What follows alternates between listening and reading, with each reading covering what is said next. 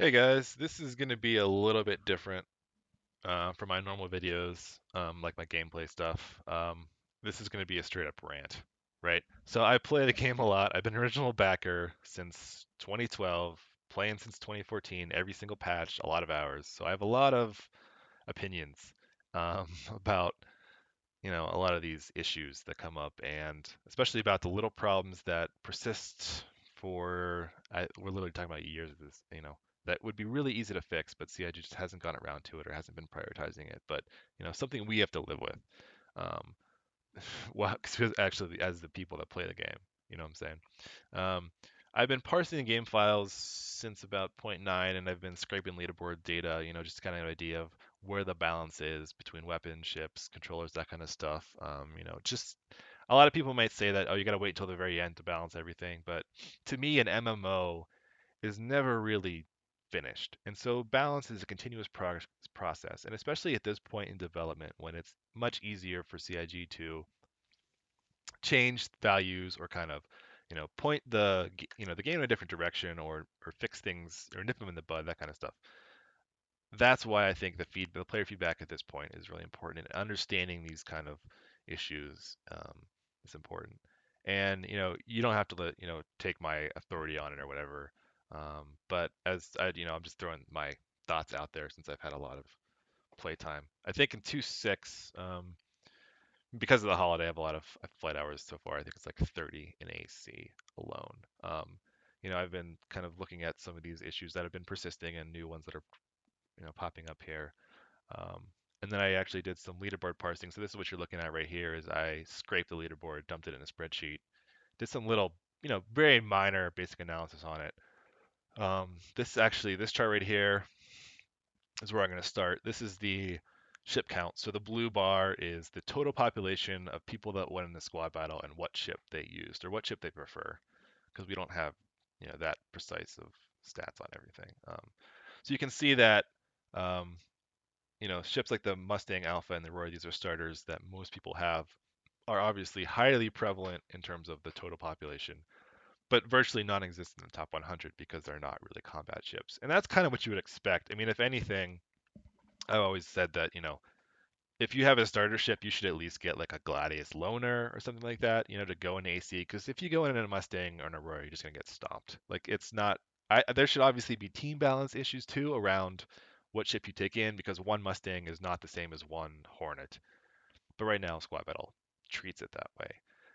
Regardless of that, I think people should get some kind of combat loner ship like a Gladius, just so they have a chance and have some fun in there. Because if they go in an LN, they're gonna get stomped in an Aurora, and it's just not fair.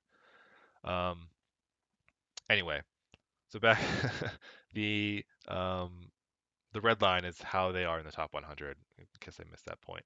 So you can see something like the Hornet, is about the Super Hornet. I mean, it's about what you would expect. Like the total number of people versus the percentage in the top 100, it's about the same.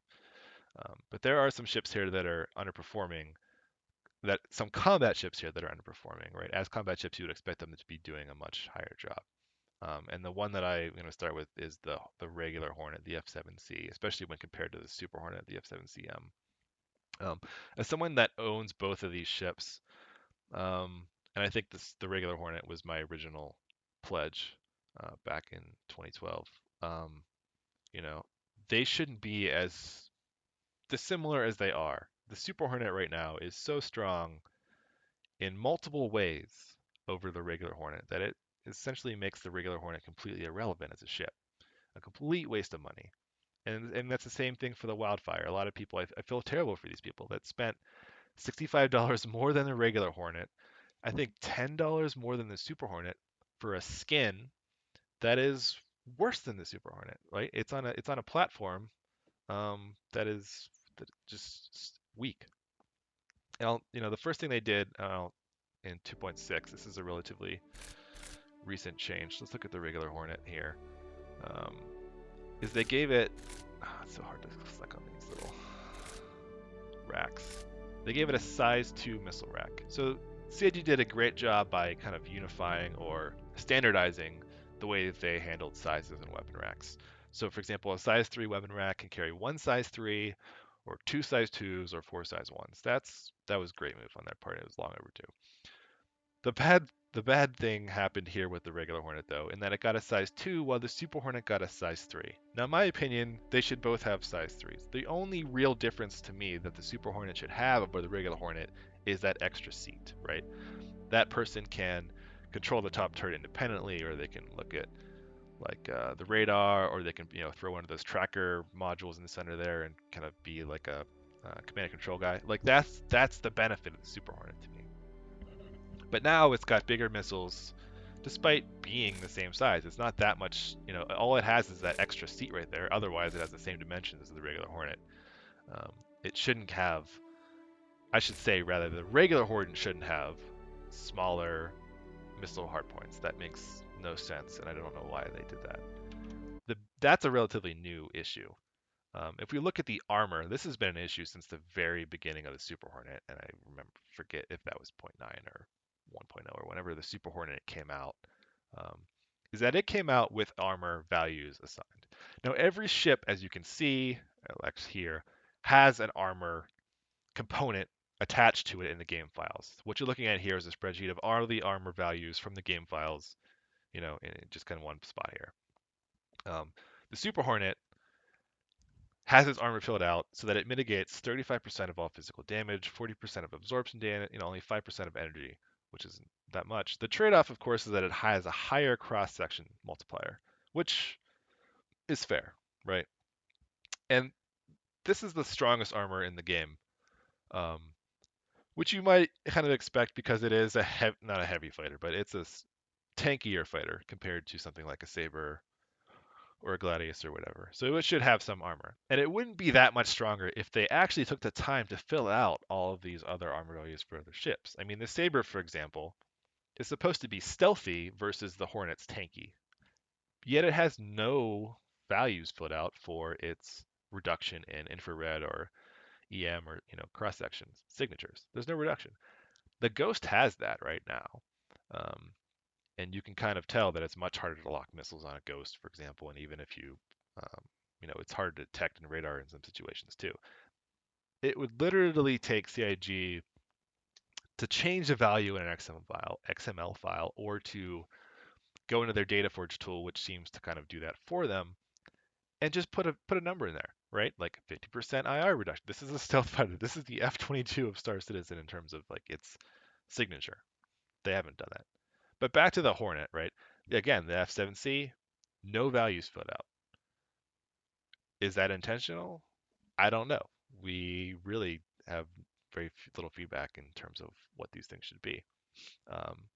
To me, again, it should be the same as the Super Hornet. There's no reason why it has weaker armor than the Super Hornet, or at least should be able to equip that armor. Maybe it doesn't come stock, right? Maybe this F-7C doesn't have stock armor, but in the meantime, this is what we have. We can't switch armors out.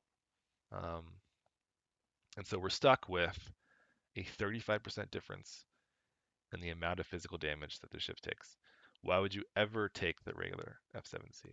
The other thing is the power plants, and I'm not really sure where they're going to go with that, with the item 2.0 changes that are coming up. But right now it's a size 4, which is now a size 2, so a medium-sized power plant for the Super Hornet, and it was 3 smalls for the regular Hornet. Again, for no particular reason, just another slight to the F-7C.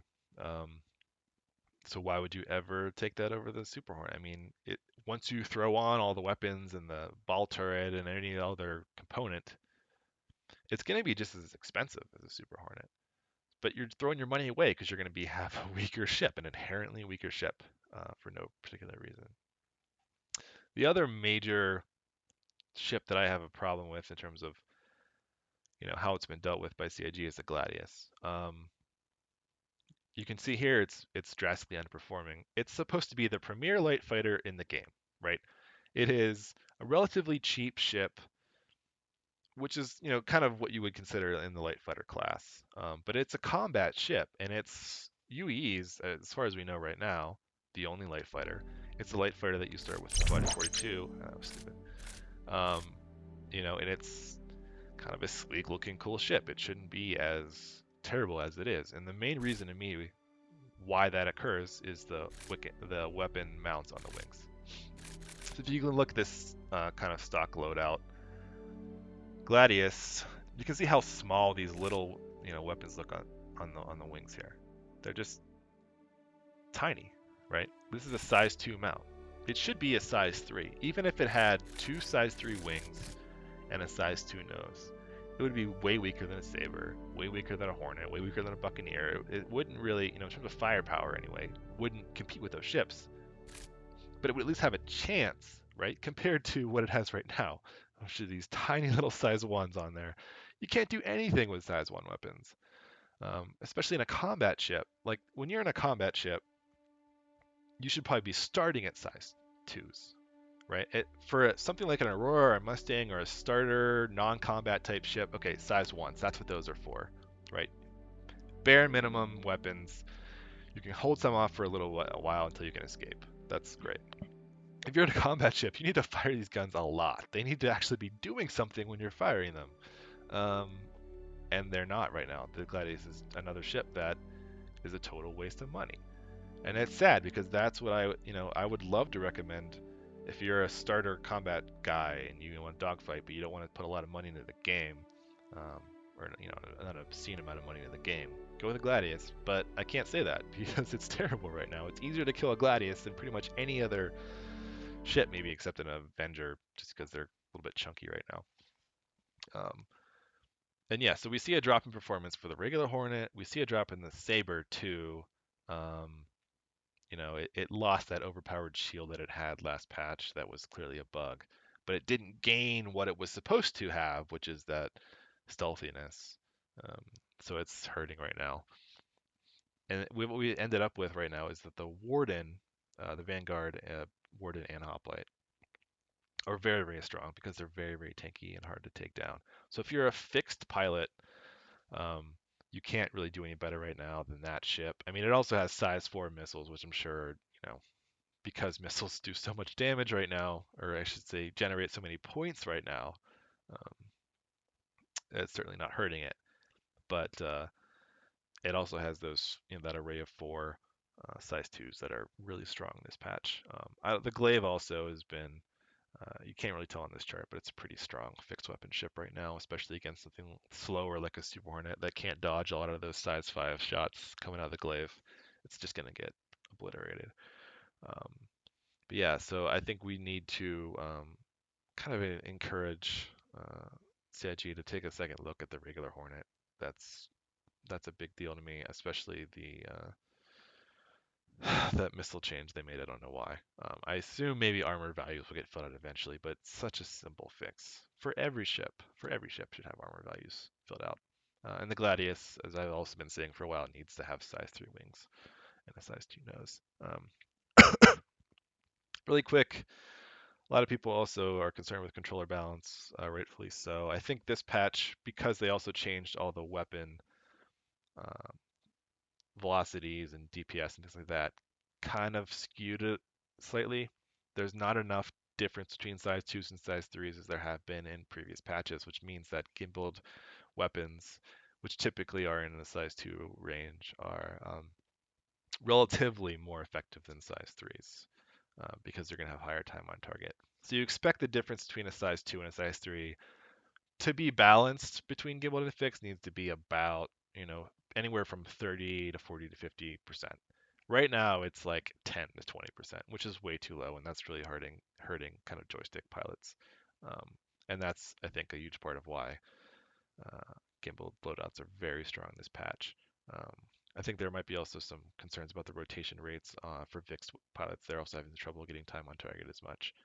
And the other major issue that, I can't believe it's like this is the ammo speed. So for every weapon, the speed of its, the velocity of its projectile or ammo, whatever you want to call it, is set by the ammo itself, right? This column.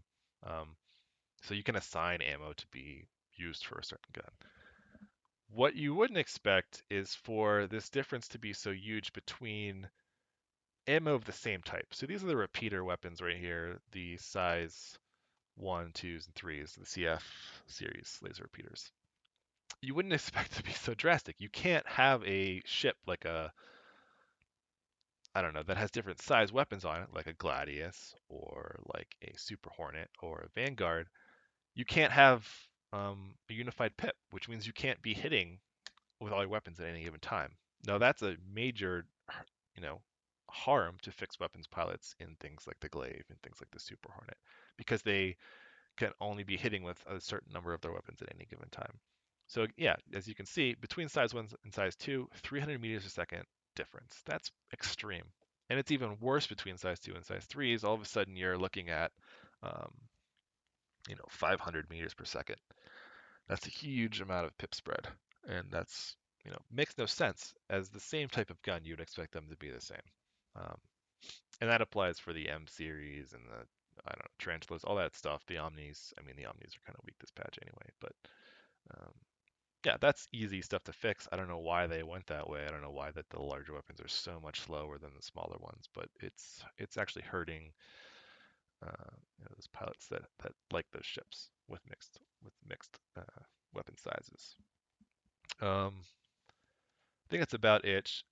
You can see that of all the players in squad battle, 3/4 use mouse, and I would expect that number to be even higher in something like the PU, where the more casual players kind of gravitate to. They skip the competitive hardcore nature of IC, I think, because they go in with their Avenger or Aurora or whatever and just get stomped and they're done, right? And that shouldn't be that way, but that's how it is. So there is a large number of players using mouse, overwhelmingly. Um, then when you look at the top 100, we see a lot more joystick pilots. I think that's most. It's not necessarily balanced. I think it's that there are more hardcore joystick players, guys who put in a lot of time, who care a lot about this stuff, so they actually go in there, and I think they're doing well, even despite the fact that the balance has shifted a little bit more in favor of gimbals this patch. And I say that as a gimbal pilot. I just have a lot of friends that have fixed, and even though I've played some games, I don't really want SC to be like a hardcore sim, so I don't necessarily want it to turn into DCS in space or whatever. Yeah, I hate to use the term, but I don't want it. I still like the mouse controls, and I think it's kind of more fun and more accessible to a lot of people. So I'm concerned about that balance. I want it to be fair and fun for both control methods or whatever. Yeah, that rant has gone a little long, so I'm just gonna stop and then I'll save.